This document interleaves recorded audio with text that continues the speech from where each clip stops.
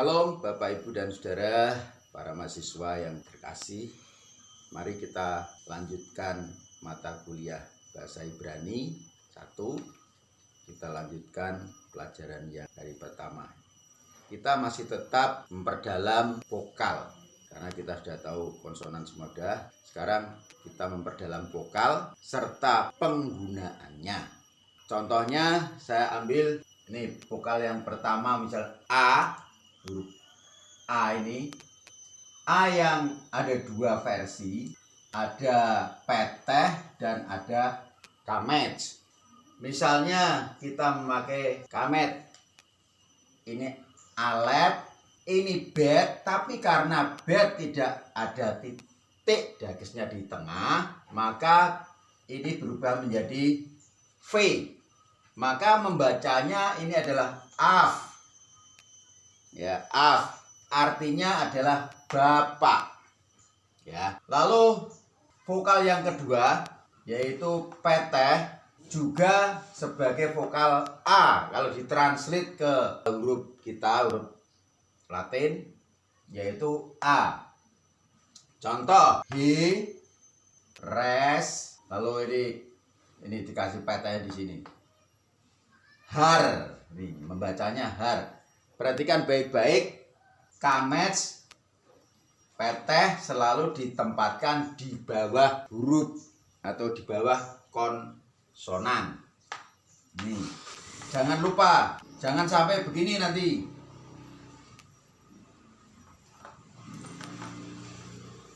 Ini salah. Ya, ini tidak benar. Misalnya ini.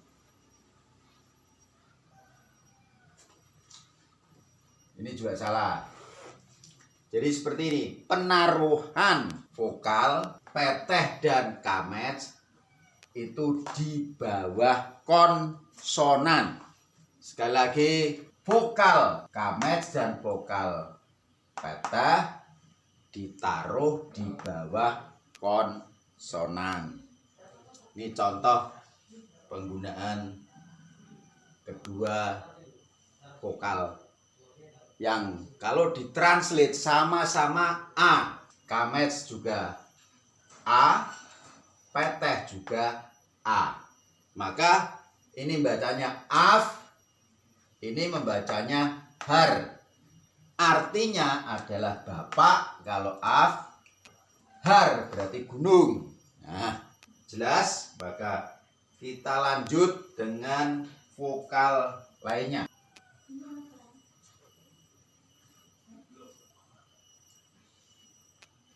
Ya.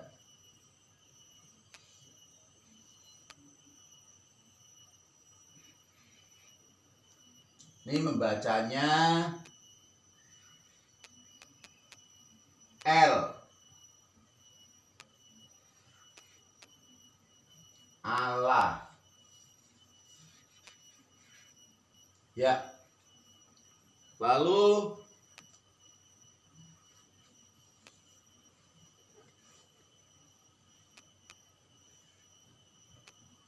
ini contohnya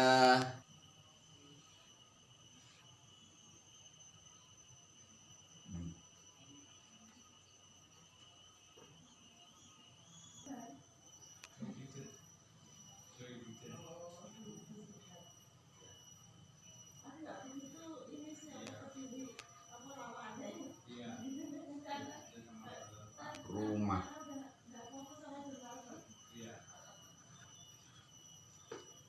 Vokal berikutnya adalah surek. O.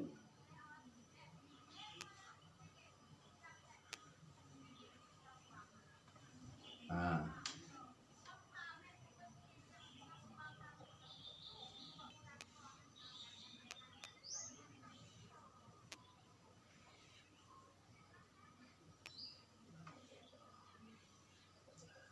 Nah, surek ditempatkan di depan konsonan seperti holem wow, ditaruh di depan, jadi membacanya hu. Alef tidak dibaca, alef tidak konsonan apa-apa, tetapi tetap ada di sini. Ya, seperti itu misalnya. Artinya dia maskulin. Terus U yang berikutnya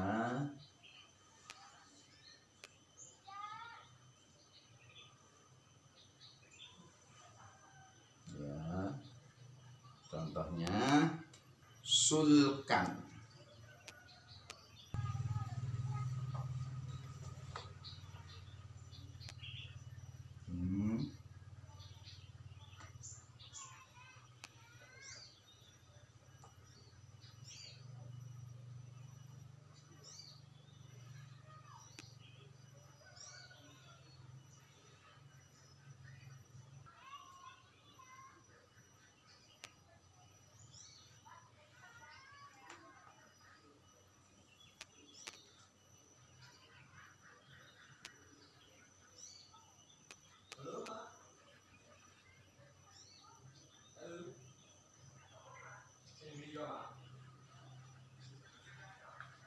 Sulkan artinya meja.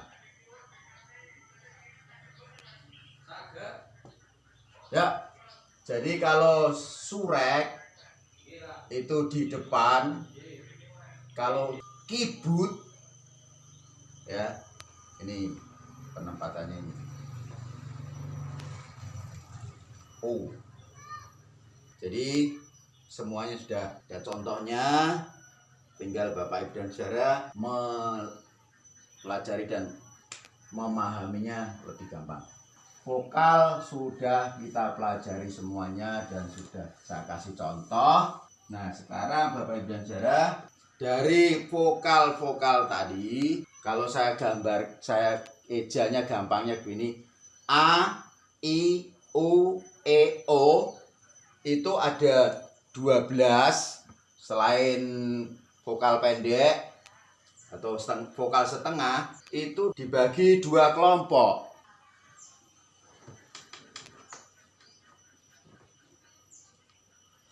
Dibagi 2 kelompok, 1, 2, panjang, vokal panjang,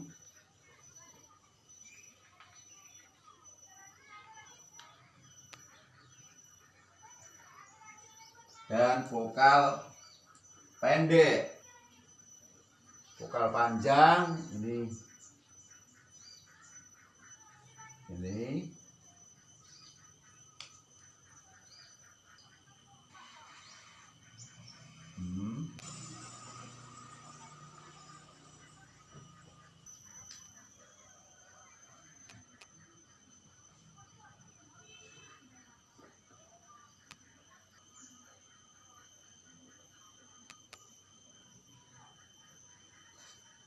ini vokal panjang A, E, holem, waw, holem, dan surek. Ini vokal panjang. Kalau vokal pendek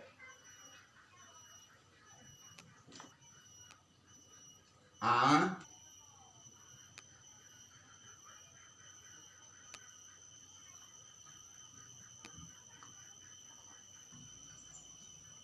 direk,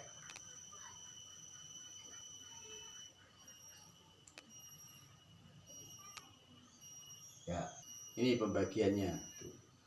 Jadi vokal yang 12 tadi dibagi menjadi 2, vokal panjang dan vokal pendek. Kamets.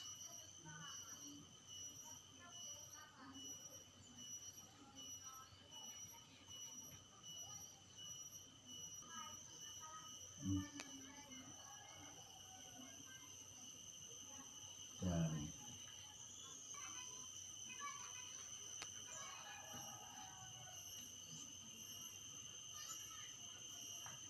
ya, kamets itu sama dengan A. Kamets hatu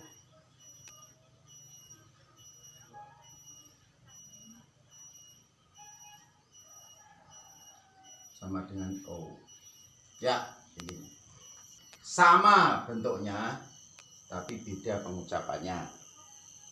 Nanti bagaimana cara pemakaiannya nanti ada rumusnya. Tapi yang kames hatu ini sedikit sekali dipakai. Tetap banyak yang pakai ini. Yang terjemahannya yang A. Ini hanya sedikit kata-kata yang memakai kames hatu. Tapi nanti ada penjelasannya. Oke, kita lanjut. Hulem.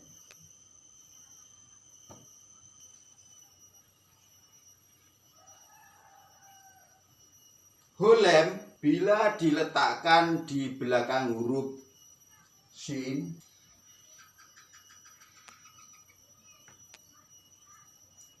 ya. Kalau misalnya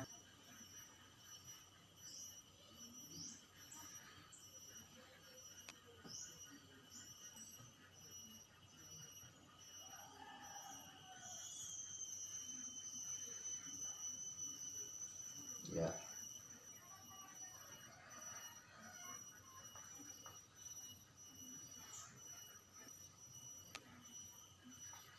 Ya, harusnya hulem diletakkan di sini. Sebenarnya begini Mose, tapi cukup ini dihilangkan.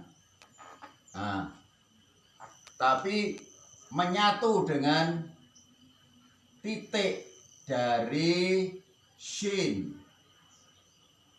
Ya, ini jadi yang di sini beralih ke menyatu dengan shin. Ya, contoh ini. Jadi nanti bisa dilihat di buku. Misalnya kita menulis Mose, cukup titik yang pakai ini. Yang di hulemnya tidak usah ditulis di atas huruf mim. Ya, cukup bergabung jadi satu dengan titik yang dimiliki oleh huruf ini sin. Sebaliknya nanti juga gitu. Yang misalnya tulisan sone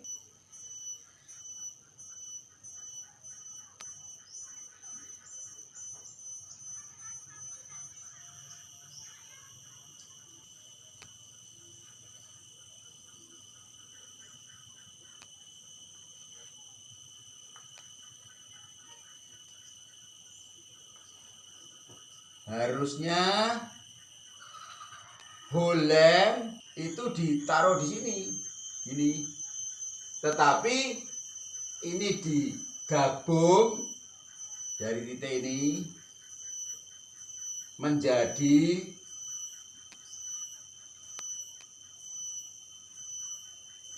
so nih jadi ini dihilangkan.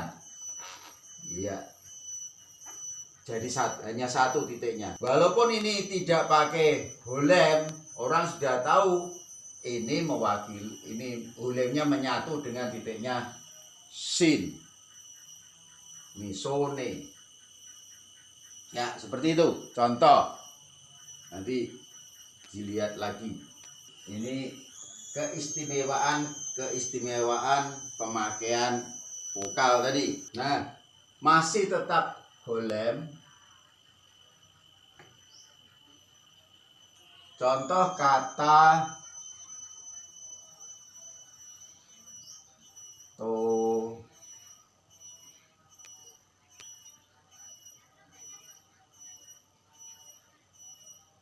bin,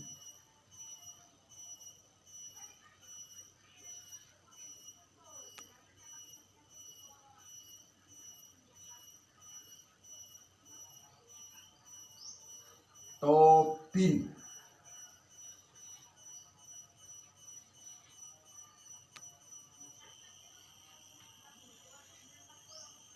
Nah, bisa menjadi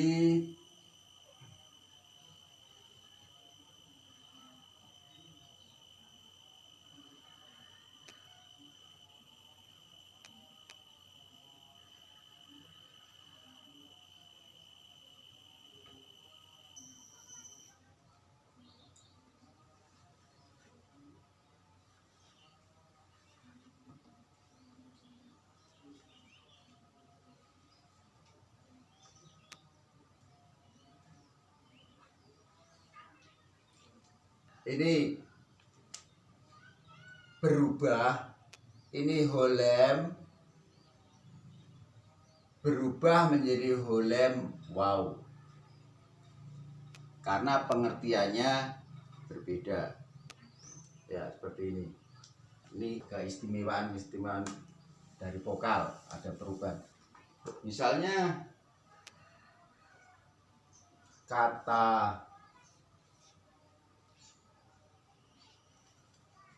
ya,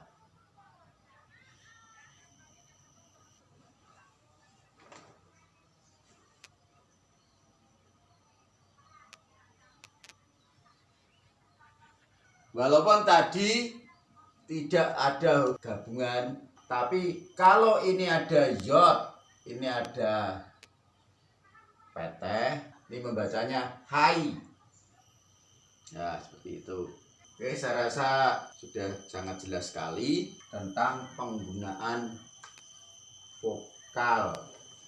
Untuk lebih jelasnya, saya akan menjelaskan vokal-vokal seperti ini supaya lebih jelas lagi. Kenapa saya kasih ini garis? Maksud saya garis ini adalah sebagai tanda. Berarti kalau titik ini di atas garis, berarti penggunaannya ini di atas. Kalau ini di garis seperti ini, berarti bisa di depan. Ini bukan di atas tandanya gitu, tapi ini berarti di atas garis, berarti di sini. Misalnya saya garisnya ini garis sekian, ini berarti ini. Itu.